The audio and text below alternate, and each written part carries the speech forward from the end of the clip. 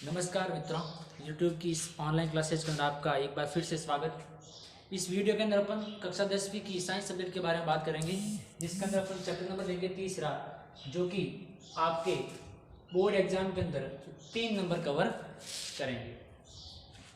बात करते हैं आनुवंशिकी की।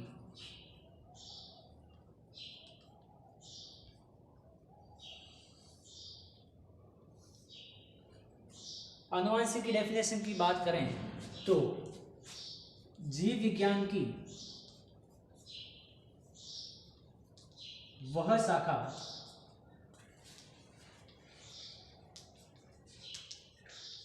जिसके अंतर्गत हम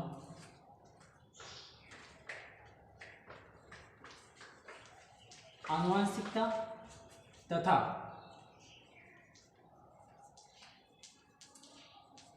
विभिन्नताओं का अध्ययन करते हैं। जीव विज्ञान की वह शाखा जिसके अंतर्गत अपन आनुवंशिकता की दूसरी भाषा में कह सकते हैं वंशागति और विभिन्नताओं का अध्ययन करते हैं, उसे आनुवंशिकी या फिर जेनेटिक्स कहा जाता है। जिस प्रकार से अपन बायोलॉजी को 2 भागों में डिवाइड करते हैं, एक तो बॉटनी और एक जूलॉजी। बायोलॉजी का मतलब है कि विज्ञान की वह शाखा जिसके अंतर्गत अपन सजीवों का अध्ययन करते हैं, और सजीवों के अंतर्गत आते हैं पेड़ पौधे और जीव जंतु। इसी प्रकार इनकी 2 शाखाएं मुख्य रूप से है, बॉटनी और जूलॉजी। बॉटनी जिसके अंतर्गत हम समस्त पादपों का अध्ययन करते हैं, और जूलॉजी के अंदर जिसके अंतर्गत समस्त जीव जंतुओं का अध्ययन करते हैं। तो आनुवंशिकी या फिर जेनेटिक्स भी एक बायोलॉजी की शाखा है, जिसके अंतर्गत अपन आनुवंशिकता या फिर कह सकते हैं वंशागति और विभिन्नताओं का अध्ययन करते हैं। अब बात करते हैं आनुवंशिकता की, जिसको इंग्लिश में बोला जाता है हेरिडिटी। आनुवंशिकता या फिर हेरिडिटी किसे कहते हैं? हेरिडिटी शब्द सर्वप्रथम डैटसन नामक वैज्ञानिक ने दिया। हेरिडिटी है क्या? कि जीव जंतुओं के अंदर पीढ़ी दर पीढ़ी आनुवंशिक लक्षण होते हैं, वो संचित होते रहते हैं। तो मैं कह सकता हूं कि आनुवंशिकता वह है जिसमें पीढ़ी दर पीढ़ी आनुवंशिक लक्षणों का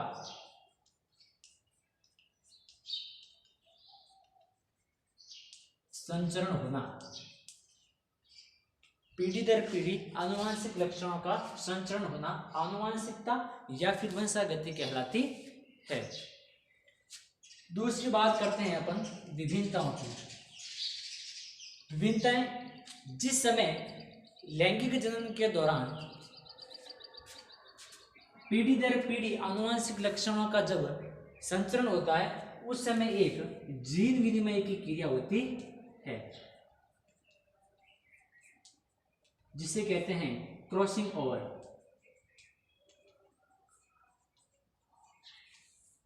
इस क्रॉसिंग ओवर या फिर जीन विनिमय के कारण होने वाली संतति के अंदर कुछ परिवर्तन आते हैं, उन परिवर्तनों को विभिन्नताएं कहते हैं। वापस देखते हैं, आनुवंशिकी मतलब जीव विज्ञान की वह शाखा जिसके अंतर्गत अपन आनुवंशिकता या फिर विभिन्नताओं का अध्ययन करते हैं। आनुवंशिकता मतलब आनुवंशिक लक्षणों का पीढ़ी दर पीढ़ी संचरण होना आनुवंशिकता या फिर वंशागति कहलाती है, जिसको कहते हैं हेरिडिटी, और हेरिडिटी नाम दिया था डैटसन ने। उसी प्रकार विभिन्नताएं लैंगिक जनन के दौरान जब आनुवंशिक लक्षण पीढ़ी दर पीढ़ी संचरित होते हैं, उस समय जीन विनिमय के कारण कुछ परिवर्तन आते हैं, उन परिवर्तनों को विभिन्नताएं कहते हैं। जिस प्रकार हेरिडिटी का शब्द डैटसन नामक दिया, उसी प्रकार जेनेटिक शब्द स्पेंसर नामक वैज्ञानिक ने दिया। आनुवंशिकी का सबसे प्रथम अध्ययन मेंडल नामक वैज्ञानिक ने किया, इसलिए मेंडल को फादर ऑफ जेनेटिक्स भी कहा जाता है, यानी कि आनुवांशिकता का जनक। नेक्स्ट अपन लेते हैं मेंडल का परिचय।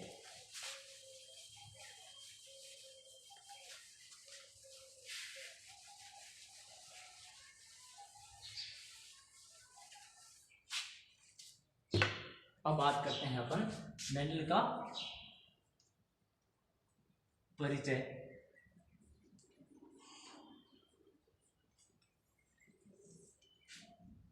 तो देखिए, बात करते हैं मेंडल के बारे में।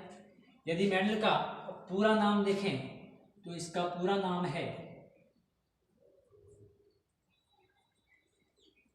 ग्रेगर जॉन मेंडल, ये इसका पूरा नाम है। दूसरा, इनका जन्म 22 जुलाई 1822 में हुआ। कहाँ पे हुआ? स्थान की बात करें तो ऑस्ट्रिया के हेंडेनडोर्फ के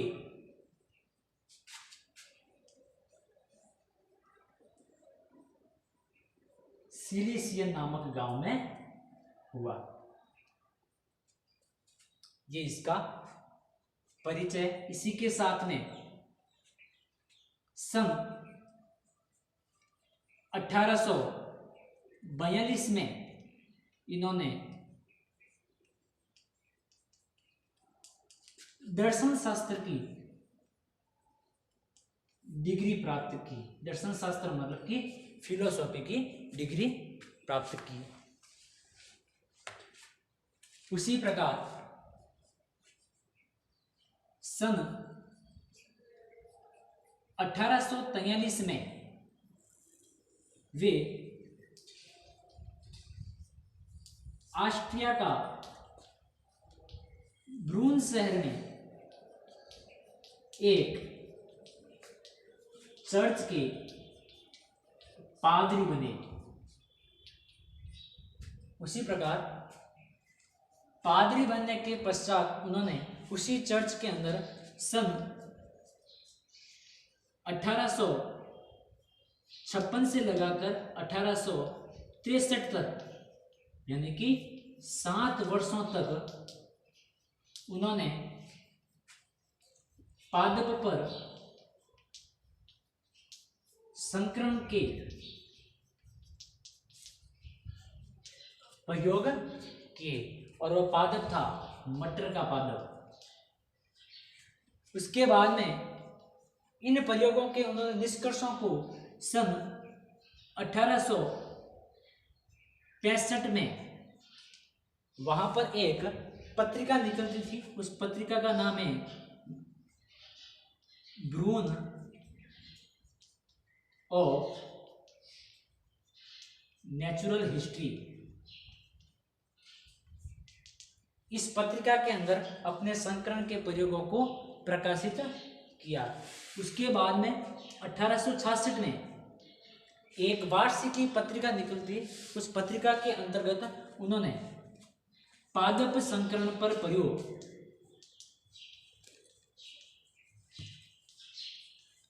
इस हेडिंग के द्वारा उस पत्रिका के अंदर अपना शोध प्रकाशित किया। उसके बाद में 1866 के बाद में उन्होंने आनुवांशिकता का प्रयोग करने के पश्चात कुछ नियम दिए थे, आनुवांशिकता के नियम, जिनको उन्होंने मेंडलवाद कहा। 3 आनुवांशिकता के नियम दिए, उनको मेंडलवाद कहा। और सन 6 जनवरी 1884 में इनकी मृत्यु होगी। ये था मेंडल का परिचय। वापस रिपीट कर सकते हैं। पूरा नाम इनका था ग्रेगर जॉन मेंडल, जिनका जन्म 22 जुलाई 1822 के अंतर्गत ऑस्ट्रिया के हेंजेनडॉर्फ के सिलिस नामक गांव में हुआ।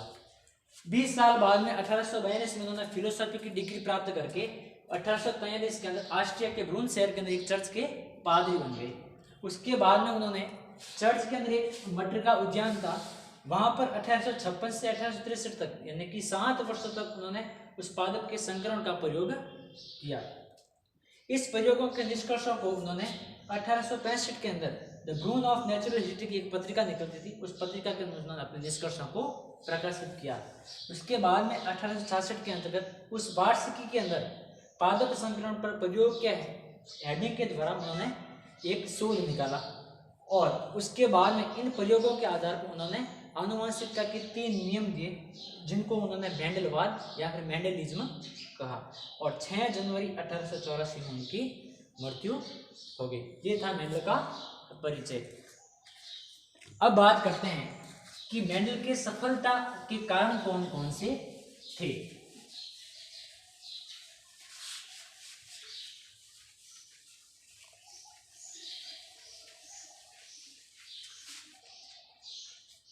बात करते हैं अपन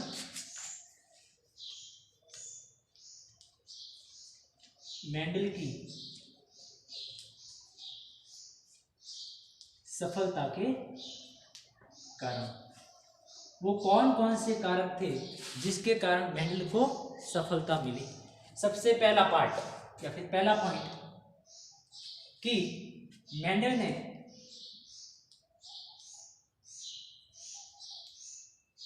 एक समय में एक ही लक्षण की वंशागति का अध्ययन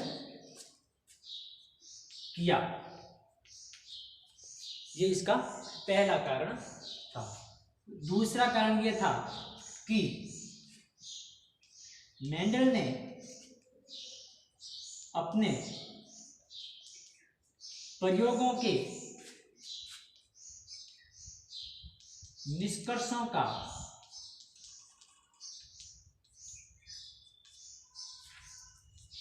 सांख्यिकी विश्लेषण किया।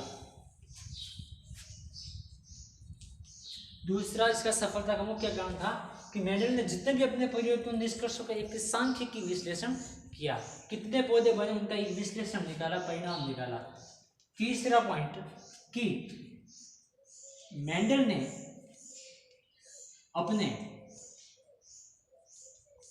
प्रयोगों के लिए मटर का पादप चुना। यह सबसे इंपॉर्टेंट इनका कारण था। चौथा, मेंडल द्वारा चयनित सभी विपर्यासी लक्षण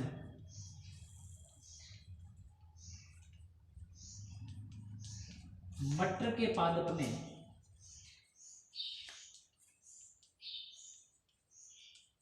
मौजूद थे। ये इसकी सफलता के 4 मुख्य कारण है। पहला कि उन्होंने एक ही समय में एक ही लक्षण की वंशागति का अध्ययन किया। दूसरा, इन्होंने अपने प्रयोगों के निष्कर्षों का एक सांख्यिकी विश्लेषण किया। तीसरा, मेंडल ने अपने प्रयोगों के लिए मटर का ही पादप चुना और मेंडल के द्वारा जो चयनित मटर के पादप था उसमें मेंडल के खुद के द्वारा कुछ चयनित विपरीत लक्षण थे।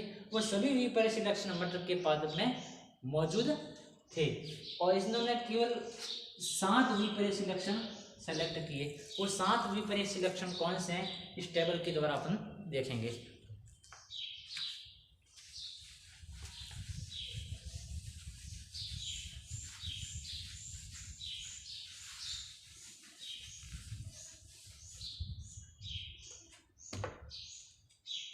तो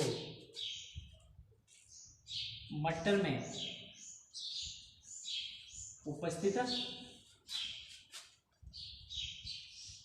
विपर्यासी लक्षण, वो 7 विपर्यासी लक्षण कौन कौन से थे वो इसके बारे में हम टेबल के द्वारा पढ़ेंगे।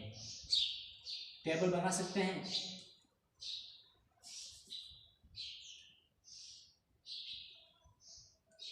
लक्षण प्रभावी और अप्रभावी। विपर्ययी का मतलब होता है विपरीत लक्षण। सबसे पहला, पादप की ऊंचाई, प्रभावी और अप्रभावी। प्रभावी लक्षण उसे कहते हैं जो F1 पीढ़ी के अंदर प्रकट होता है, और अप्रभावी लक्षण उसे कहते हैं जो प्रथम पीढ़ी के अंदर प्रभावित न होकर द्वितीय या फिर तृतीय पीढ़ी के अंदर प्रभावित होता है। तो पादप की ऊंचाई, तो प्रभावी लक्षण है इसका लंबा, और अप्रभावी है बौना। ये दोनों एक दूसरे के विपरीत लक्षण है। इसी प्रकार दूसरा, पुष्प की स्थिति, तो प्रभावी लक्षण है इसका कक्षस्थ, और अप्रभावी में आएगी अग्रस्थ। इसी प्रकार तीसरा लक्षण था पुष्प का रंग। प्रभावी रंग है वो होता है पुष्प का बैंगनी, और अप्रभावी होता है सफेद। उसी प्रकार चौथा था बीज की आकृति। प्रभावी आकृति होती है वो होती है गोल, और अप्रभावी होती है वो झुर्रीदार। इसी प्रकार पांचवा, बीज का रंग। प्रभावी रंग है वो है पीला, और अप्रभावी है वो हरा। इसी प्रकार छठा, अपरिपक्व फली की आकृति। आकृति के अंदर बात करें तो प्रभावी आकृति है वो है फूली हुई, और अप्रभावी आकृति है वो संकीर्णित या फिर सिकुड़ी हुई। और सबसे लास्ट है अपन के फली का रंग, और फली का रंग इस बीज के रंग का उल्टा होता है। इसका जो प्रभावी रंग होता है वो होता है हरा, और अप्रभावी होता है वो पीला होता है। ये 7 विपर्ययी लक्षण यानी कि विपरीत लक्षण होते हैं जो इस मटर के पादप में मौजूद थे। ये इसका एक मुख्य कारण था। ये एक टेबल है जो आपकी सबसे इंपॉर्टेंट टेबल है। वापस रिपीट कर देता हूँ। 7 लक्षण: पादप की ऊंचाई, प्रभावी में लंबा और प्रभावी में बौना। प्रभावी को डोमिनेंट भी कहते हैं, और अप्रभावी को बोला जाता है रेसेसिव। दूसरा था पुष्प की स्थिति, कक्षस्थ और अग्रस्थ। पुष्प का रंग बैंगनी और सफेद, बीज की आकृति गोल और झुर्रीदार, बीज का रंग पीला और हरा। अपरिपक्व फली की आकृति फूली हुई या फिर संकीर्णित, फली का रंग हरा या फिर पीला। यानी कि ये दोनों विपर्ययी लक्षण उस मटर के पादप में मौजूद है। तो ये 4 कारण थे मेंढक की सफलता के कारण।